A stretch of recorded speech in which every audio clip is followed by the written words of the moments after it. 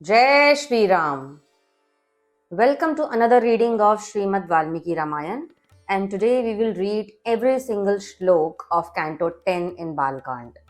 In the ninth canto of Ramayan, we saw Minister Sumantra narrating the prophecy of Sanat Kumar and the story of Rishyashring to King Dashrath.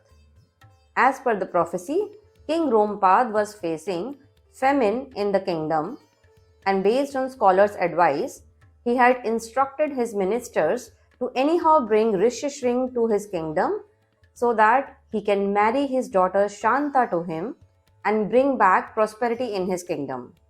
Today, in the 33 verses of Canto 10, Minister Sumantra continues his narration about how Rishyashring is seduced to come to the kingdom and marry Princess Shanta, the daughter of King Rompad. So let us begin the reading with a prayer to Lord Ganesh and Lord Hanuman. Om Gan Ganpate Namaha. Om Hanumate Namaha. Srimad Valmiki Ramayan Balkand, Canto 10. The last canto had ended with a request from King Dashrath. He was excited to know more about the story of Rishyashring and he requested Sumantra for narration. And thus, urged by King Dashrath, Sumantra says these words. O King, I will speak in detail about plan that was put into action and exactly how was sage Rishyashring brought by the ministers of Rompad. You, along with the ministers, please listen to me. And the story continues. Purohits and ministers say this to King Rompad. We have carefully thought of a plan, and it goes as follows. Rishyashring is a forest dweller. He has always been absorbed in tapasya and the self-study of Vedic scriptures. He has no clue about women and sensual pleasures existing in the world. We will seduce him with the objects of such sensual pleasures that can disturb any man, and such we will bring him to the town in no time. We should move forward with this plan. We will send some beautiful, well-dressed, well-adorned courtesans to the hermitage. They will lure him with various means and honorably bring him here. On hearing this plan, the King Rompad conveyed his approval to the Purohits. Let's do it. And the ministers and Purohit acted accordingly. On hearing the royal order, best courtesans entered the vast forest and staying at a place not very far from the hermitage, they make efforts to steal a sight of Rishyashring. Now this self-controlled son of sage Vibhandak, Rishyashring, since birth, he has always stayed in this hermitage and is very much satisfied with that.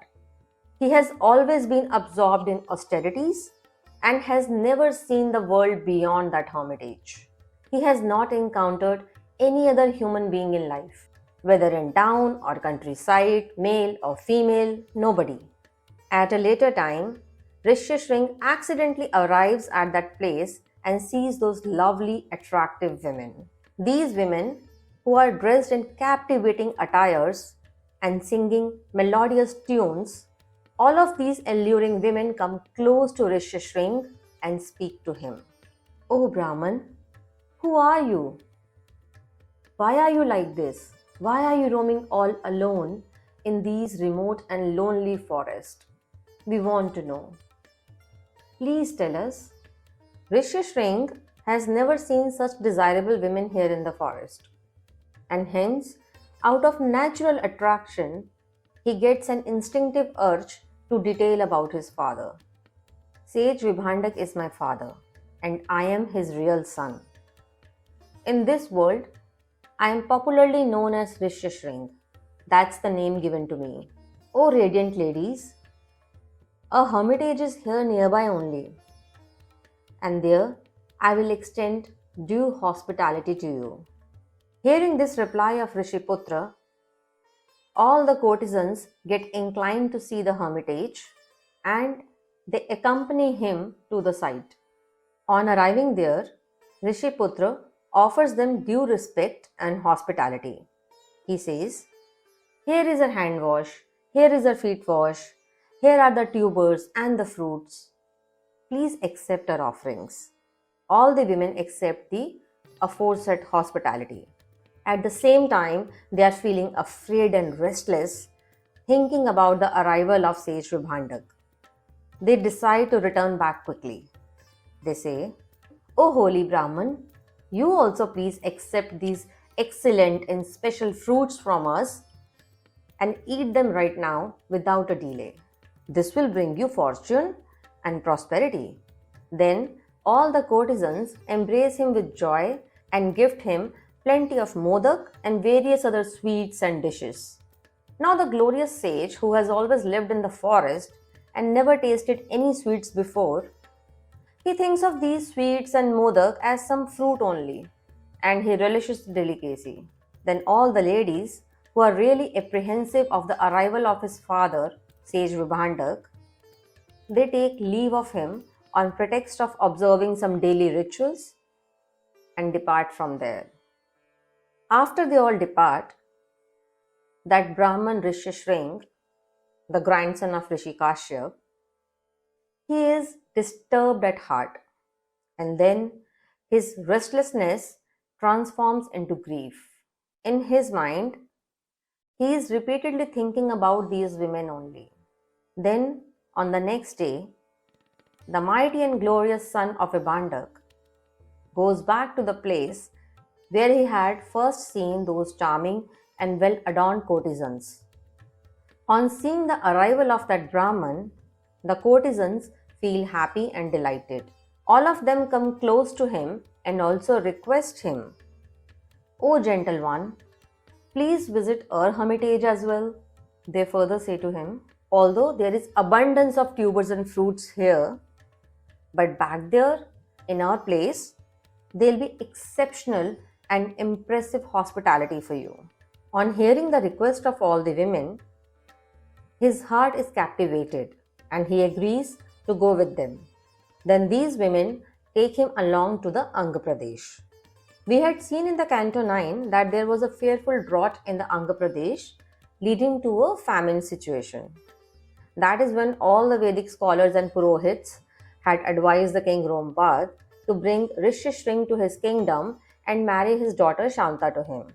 This will appease the rain god and he'll surely end the famine by showering rains on the dry land.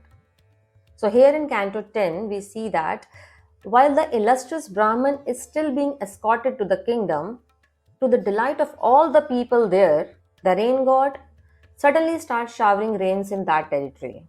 The king Rompad personally goes out to welcome ascetic Brahman Rishishring, who has brought along rains and showers to his kingdom. He humbly bows down and with his head touching the ground, the king prostrates in the front of sage. The king is calm and composed at this point, and he offers customary water ritual to wash the feet of this best Brahman. He then requests for a boon that the king will not have to face the wrath of him or his father Vibhandak. Later, when they enter the palace, Princess Shanta is ritually married and given to Rishishring. And with this marriage, King Rompad obtains peace and satisfaction. Thus, that great affluent sage, Rishishring, lives in the Anga Pradesh along with his wife Shanta. He gets all his desires fulfilled and is also well respected and well worshipped in that kingdom. Thus, ends the Canto 10 in the Balkand of Srimad Ramayana, the first and oldest epic by Rishi Valmiki. In this canto, we observed sage Rishishring, who was entirely unaware of the world and its pleasures. We witnessed how King Rompad and his ministers managed to bring him to Anga Pradesh and arrange his marriage to Shanta. In the next canto, we will see what is the role of Rishishring in the birth of Bhagwan Ram. Thank you so much for listening. May Lord Ram blessings always be upon you. We will return next Tuesday with more from Srimad Valmiki Ramayana. Till then, Stay blessed, stay tuned, like, share, subscribe, and do comment. Jai Siya Ram. Har Har Mahadev.